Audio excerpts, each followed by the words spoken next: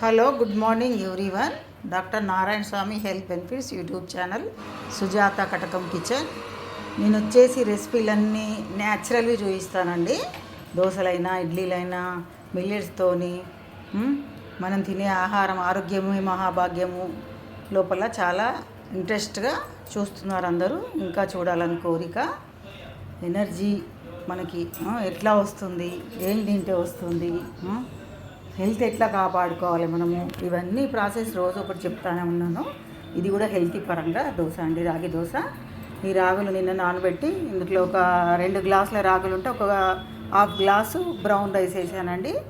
ఒక స్పూన్ మెంతులు వేసాను, ఒక హాఫ్ గ్లాసు బ్రౌన్ రైస్, మెంతులు అండ్ రాగులు అంతేనండి. ఇలా మిక్స్ పెట్టి రాత్రికి పెట్టేసాను నేను. ఎంత స్మూత్గా ఉంది చూడండి, ఎంత హెల్తీ. ఐరన్ రాగులో ఎంత హెల్తీగా ఉంటుంది తెలుసు కదా రాగులందరికీ. దోశ కూడా మీరు ఇలా చేస్తే అలా లేచిపోతుంది. ఇట్లా తక్కువ కావాలంటే తక్కువ వేసుకోవచ్చు, ఎక్కువ కావాలంటే ఎక్కువ వేసుకోవచ్చు. మనం ఎంత బాగా వస్తుంది చూడండి. టేస్టీ ఉంటుంది, అలాగే మీకు హెల్తీ. ఈ మామూలు దోశలు తినకండి మీరు దయచేసి. ఇందులో రకరకాల మిల్లెట్స్తో మీరు చేసుకోవచ్చు.